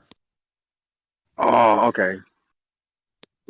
I don't have the equipment or the training to do it yet. I'm still trying to learn freaking Morse code. Okay. I've got a general license. I have a general license, an amateur radio general license right now, but they don't require Morse anymore, but I've got to learn it. There's a lot, Okay. I'm still trying to put up my antenna tower and stuff. I just poured the base of it the other day. I got a 30-foot antenna going up in the backyard. My wife was real pleased with that. I told her I'd camouflage it, so I'm going to paint it desert sand, and I'm going to put black streaks on it so it'll blend into the tree. So you passed the test? Yeah, I passed the technician, and then I passed the general test. I didn't. Obviously, I didn't go for the golden ring. I didn't think that was even right to try it. What now? See, once the golden ring, the amateur extra. Oh, yeah. So once you do that, like the moon bounce thing, that'll just be another thing on our side that we've actually done, and another thing that they haven't done. Well, that's one of the reasons I want to do it. I can literally measure the distance to the moon from my backyard, personally. So I measured the altitude and the speed of the ISS and verified its orbit the other day. But doing a moon bounce would be a lot of fun. I've actually done a moon bounce, but it was 49 years ago, and I didn't make any video of it for some reason.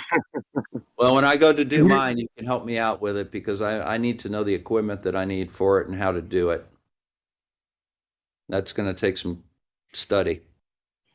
The argument now, excuse me, hold on.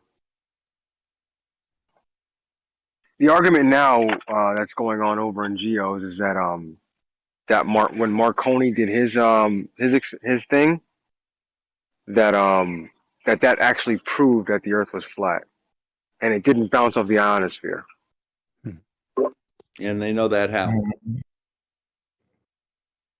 It was primarily ground wave. Do they have a clue what frequency he was transmitting on? Yeah, No, frequency was a big part. Yeah, They didn't. don't, There do was they? a big issue with frequency, and then also whether if you shot it, at a 90-degree angle to the, shot it straight up versus shooting it out across the horizon. First of all, Marconi was transmitting with a spark gap transmitter in those days, which produces a very wide range of RF frequencies. But in particular, he was in the 200 kilohertz range, I think. What today we would call VLF, yeah. Yeah, that's VLF, low. that's predominantly ground wave based. That's how they talk to submarines. Yeah, you can do that. Well, I can't. They won't answer. I tried. Well, no, they won't talk to you because you don't know the secret handshake. Yep, That's true in multiple ways. Mm-hmm.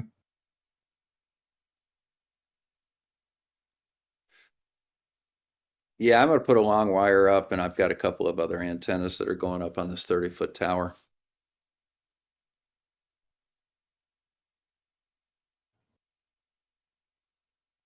I went out and bought myself a 1/4 mile of electric fence wire.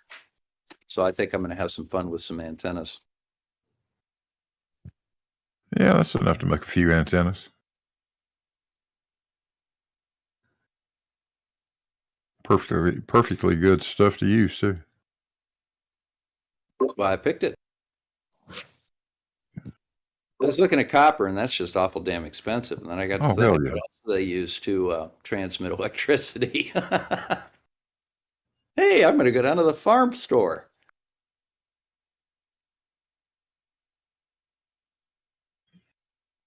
Yeah, you don't need copper wire for an antenna. There's not a current flow in that to cause you any issues. It's all skin effect anyway.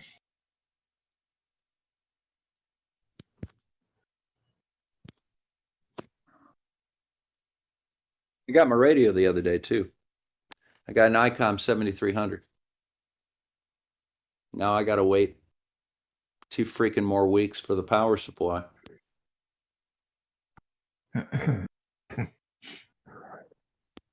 Do they issue the licenses these days pretty quickly?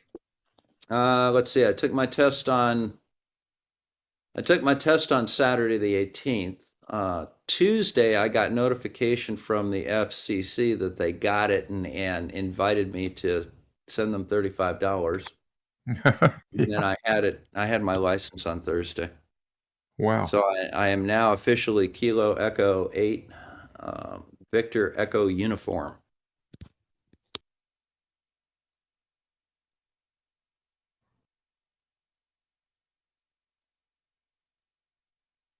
Echo uniform.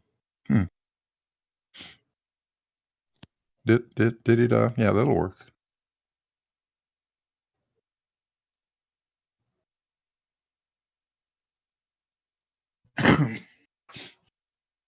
Yeah, it comes out pretty nice. Kind of flows off the key.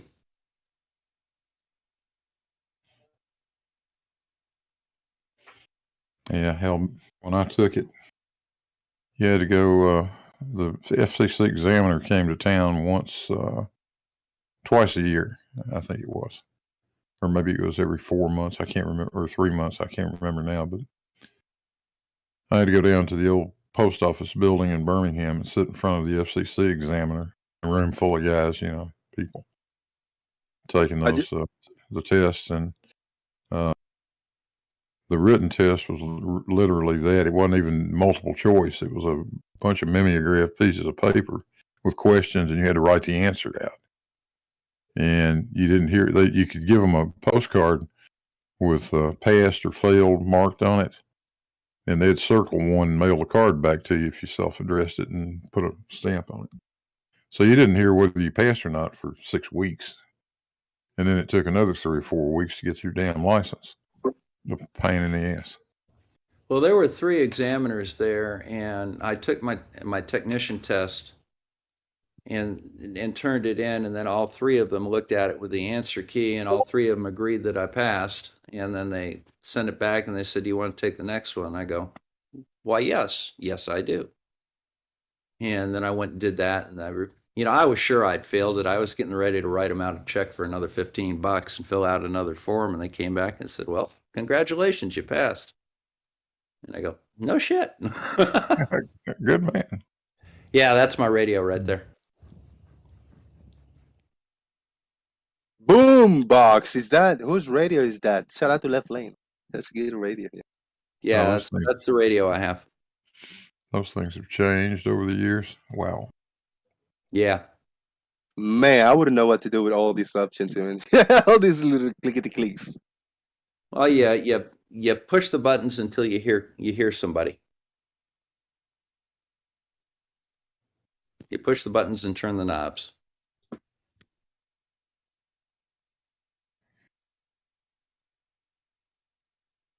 It's very cool. But you got to have a power supply for it. So the radio was available. The power supply is not. It's coming from Japan eventually.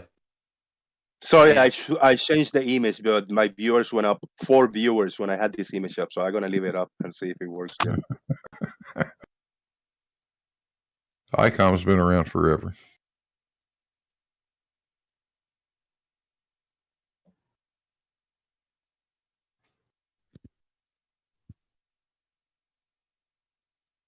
There you go. It's working. 1 viewer up, 2 viewers up with that image up.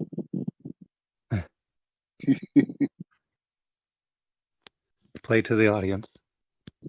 There you go.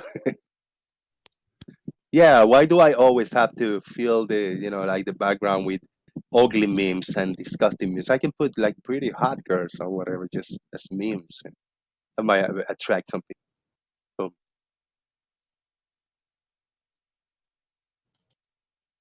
next, I'll be talking about Johnny Depp and Amber Heard. Oh, that's fucking.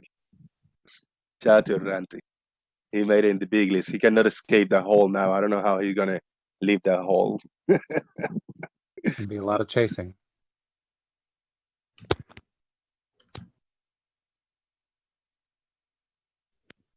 Dude, look at that. 57 people watching. That's the highest viewer rate that I had today. Boom. Shout out to everybody, man. Hit that thumbs up and give me some money. Damn it. Shout out to Tweet with sexist as fuck. Tweet with I always put guys over here with the muscles and showing 3 nipples and stuff like that, We need girls now. Yeah, let's do this thing.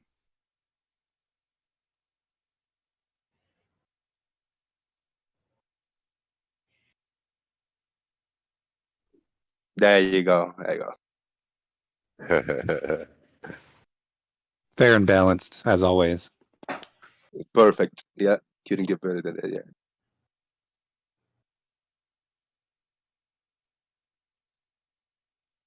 Yeah, I'm gonna get out of here very shortly. I'm gonna take out of the dogs. I started the day a lot earlier today, a few hours earlier, because I did the. For those who missed it, is there people watching my screen share still? Check out my screen share. I want to share with you maybe a minute of what went down earlier today on my new show. I got a new show, Bob.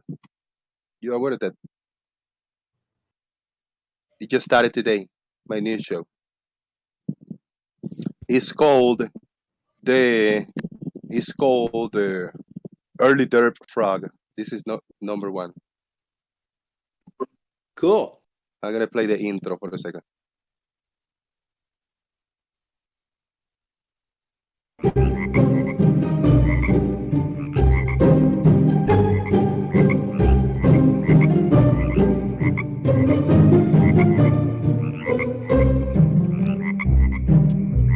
What?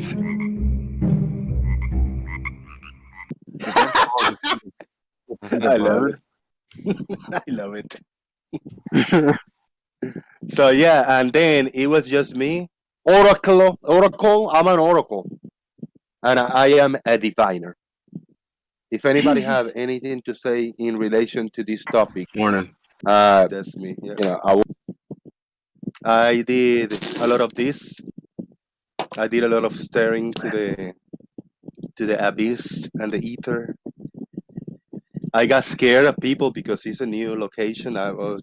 This person was always in a room, so I was scared when people went by. I share my awesome When I was having a hairline, stroke, seeing a lady, a female walk by, and I tried to act normal, but me be living Played at half speed. in the Alpha. dark room for so long. some of this happened. I show my nipples now. What, Shirley Sose? What? What? This Eh? happened in the show. I yelled at people. I got pissed The off. real show that makes your Asking for money, insulted my It's unreal. audience. It was good. So this is number one, early derp frog. I'm still playing with the title. Hopefully this will get more of these episodes. Thank you very much, everybody that watched the show earlier today. What do you think? Good idea, right? It was easy. I didn't put any effort on it. It was very easy.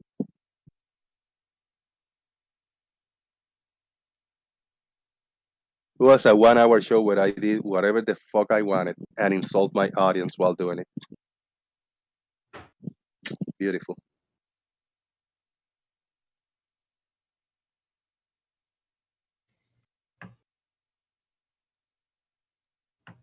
It was good. I think Arwing has close to 3,000 subscribers. It's a long time to get them, but it took me a while for me to get almost 3,000 in my previous channel. Now I only have 1,000, 1,010, 1,011 subscribers. So I got less than half of what Arwin had, and I had the same amount of viewers. In my first show, that was good. I think it was a total success. You got back to 1,000 on your new channel in, what was it, like 5 weeks? Was it? Yeah, a little over a month. Yeah, very, very quick. Very good.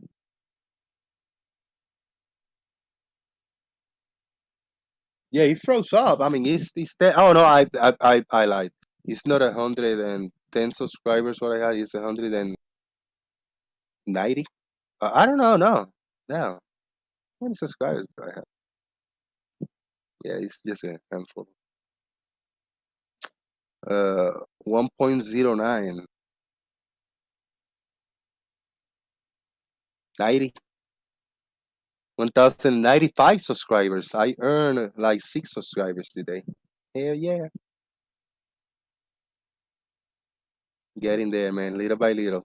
I don't rush. I mean, this is it's just for entertaining, and if I got good people like you guys, coming in, in the daily basis on and off, I appreciate that. And having an audience, 10, 20 people watching the show, that's it. I'm just providing a place for people to come in and hang out. A lot of people don't go to places with 10 or 15 people go in a party, in a festivity.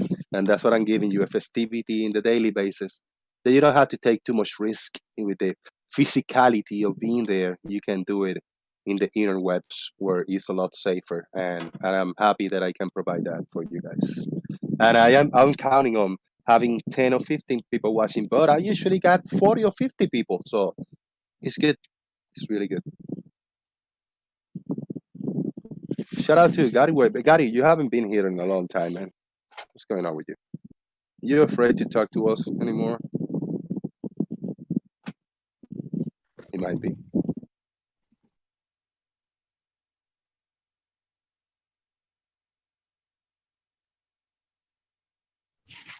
and I need to go out and shield myself in other channels. I'm gonna have to do that. I'm just gonna wait to do 2 or 3 episodes of this new early derp frog, the Froggy Derp show. Froggy Derp show. I like it. Froggy Derp.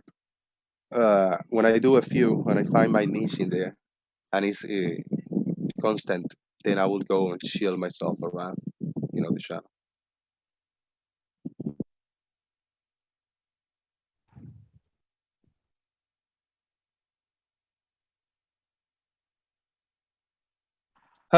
We're getting out of here, guys. Yeah, we're gonna keep it a little shorter. Have a rest inside. It's really hot. It got hot in Florida. 86 degrees Fahrenheit. 88 degrees, but it's getting hotter by the minute. Let's do some final thoughts. Big Blue, you're up first. Yeah, Jose, good show. I'll be going live at about 3:00, so join in. We're going to talk about LIGO, the Hanford, Washington installation. Video that was done by FE Dogma a while back, almost a year ago now. One that Bev and company totally bungled yesterday. And we'll see if we can sort that out. Anyway, see you guys later. Thanks, Jose. See you, Blue. Thank you, Blue. I appreciate that. And maybe I'll stop by your show a little later. And for those watching, the show is not over. While I do the final thoughts, give me some money. I think I had a super chat earlier. Earth is Live gave me a $5 super chat. That's all I did in this show. If you guys want to give me a little something, do so now. But there's a PayPal link. So if you're watching this recorded and you want to support, you say like, damn, I wanted to give Jose a super chat. Well, you can send me in PayPal. It's all good. Boom. Bogov, is your microphone okay for final thoughts? Your microphone sucked all show today.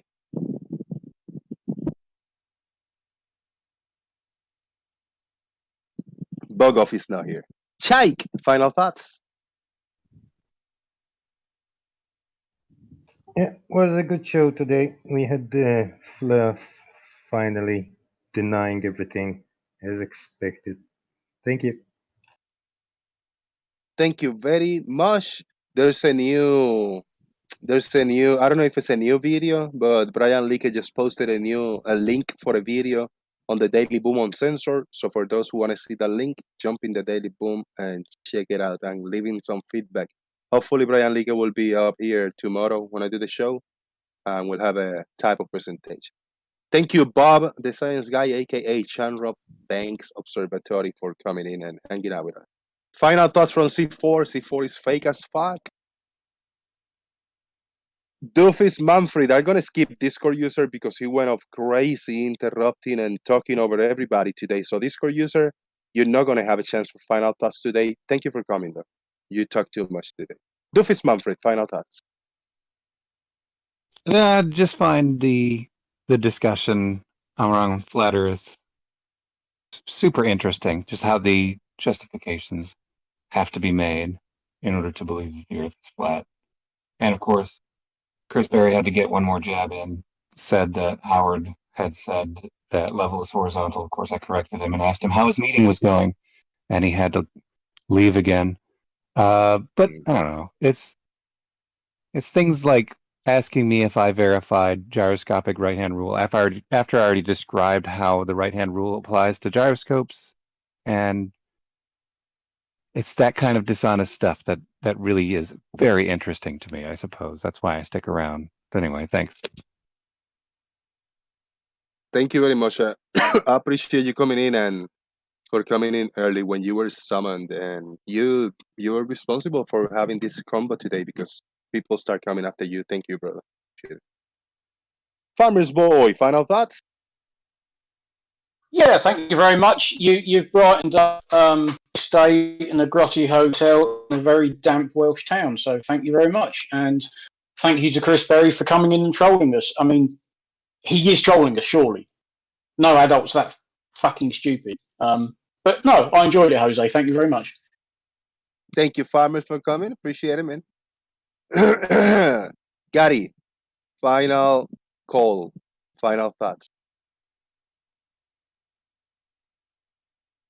All right, left bro lane. Final thought. Yeah, thanks, Jose. For me today, the highlight was Dr. Bob's imagery of the galaxies and nebula. And when I look at those and contemplate the vastness and what we're looking at and see all those other things that are out there, I realize there's just no way that we're alone. Thanks, Jose. Thank you very much. I appreciate that. And yeah, for those who are astronomy, aficionados and like that type of topic, Bob, the science guy, deal a lot with that stuff over there in his channel, and I think also in the Shamrock Banks channel. So go check him out for that type of content. I got two more final thoughts. First, I'm still sharing my screen. We got a final thought from Balance Truths in a way of a question. Can you show a picture of the sun below the horizon from behind the sun to confirm it's underneath? No, you can't. Shout out to Balance Truths, Brian. A comment and a way of thinking couldn't get more convoluted than that. Is incredible. Earth is Life, final thoughts. Hey, what's up, Jose? Good show. I'll probably watch the beginning part of it later on. And I'll probably be making that video in the next few days once I get a chance to sit down and actually edit it. And I see Brian posted something in the Daily Boom. I would like to, if it's possible, maybe have one more cordial conversation with Brian and tell him I was wrong. But we'll see what happens. Anyway, good show, Jose. Thank you, man. And the Stingray to wrap it up. I just want to disagree with Farmers and his characterization of Chris and potentially other flat earthers in the fact that I think their views on the flat earth are highly intelligent and with sound reasoning and good evidence. And for those that believe in a creator or magic space wizard or any number of the gods, I think they've got sound reasoning and good judgment and impeccable character. And for those individuals, I've also got some magic beans that I need to sell them. So get in touch. Cheers, Jose. Cheers. Thank you very much. Thank you very much, everybody, for watching. You got a hot mic, Earth is Live. Thank you for muting. If you haven't hit the like now. Check on the links on the description box. Join Discord and all that good stuff. Make sure that you are subscribed and the bell notification icon is on because I'm planning on having a lot more content, more in the daily basis. This has been Jose J.G. Gonzalez, and I'm out. Boom. Boom.